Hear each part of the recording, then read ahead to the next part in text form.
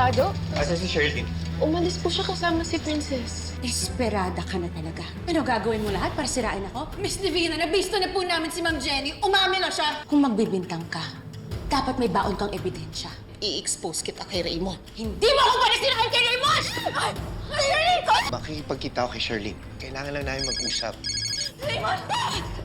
Hindi ko kaya na sirain mo kay Raymond! Kailangan ko lang mapatunayan sa sarili ko na yun ang gusto niya. Saka na, Shirley. Bilisan natin! Bilisan natin! Ano ngayon, ha?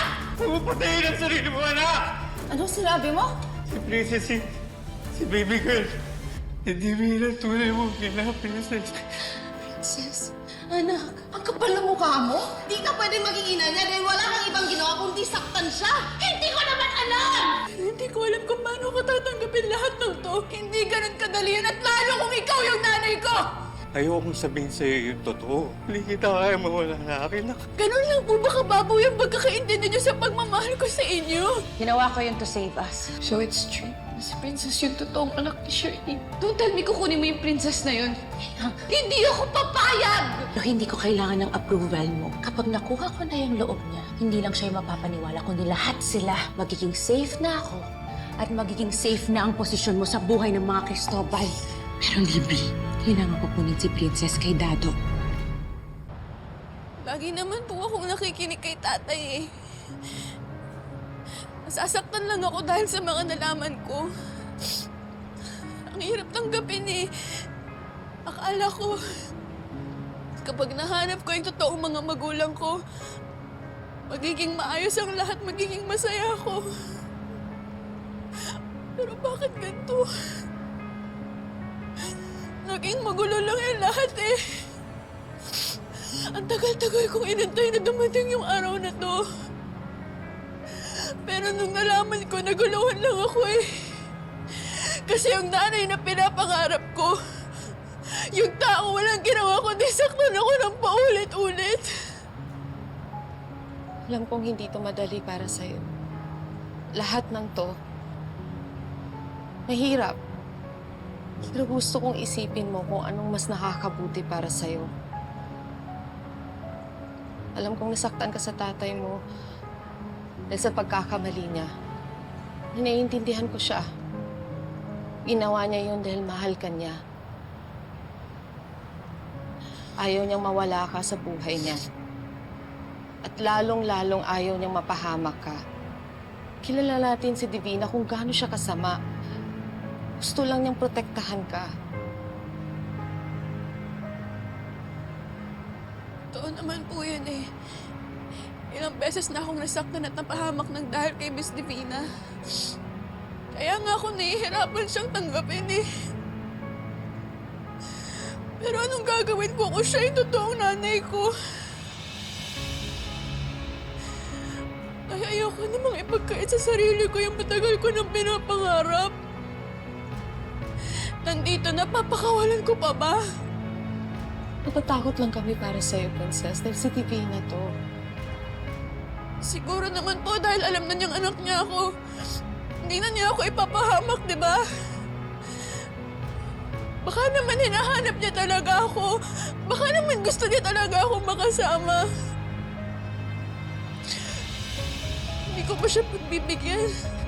Pati yung sarili ko. Sa Divina ang pinag-uusapan natin.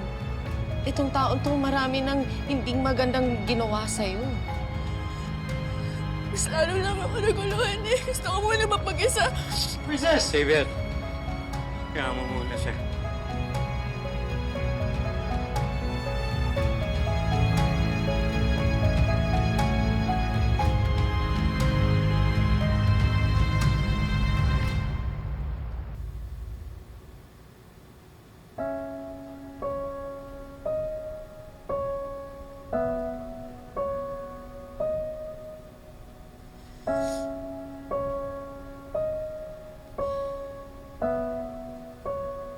Kosa.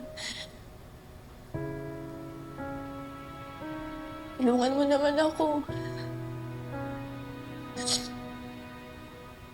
Yung patagal ko nang hinahanap ko sa... Nakita ko na, oh.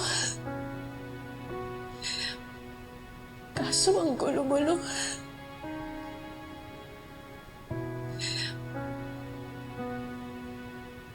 Yung totoong nanay ko, yung babaeng walang ibang ginawa kundi saktan ako. Kaya ko bang tanggapin si Miss Divina bilang nanay ko pagkatapos ng lahat ng ginawa niya sa akin?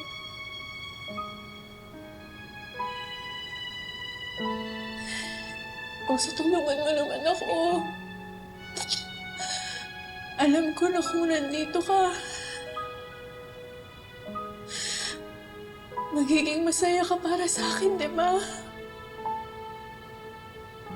Magiging masaya ka nga ba? Sigurado may opinion ka eh. Alam ko, sasabihin mo sa akin. Yan na yun eh. Tagal mong inantayan ko, so...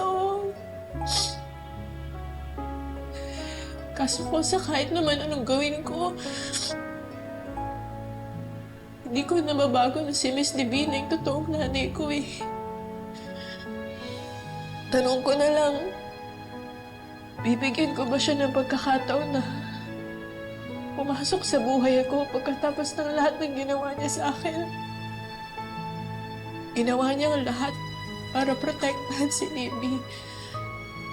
Magagawa niya kaya sa akin yun? Bilang tunay niyang anak. Kaya niya kaya magpakananay sa akin sa kabila ng lahat ng nagawa niya?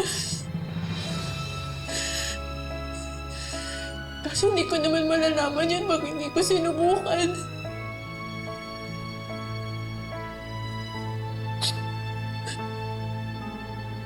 Iba yung sinasabi ng puso ko sa binubulong ng utak ko eh.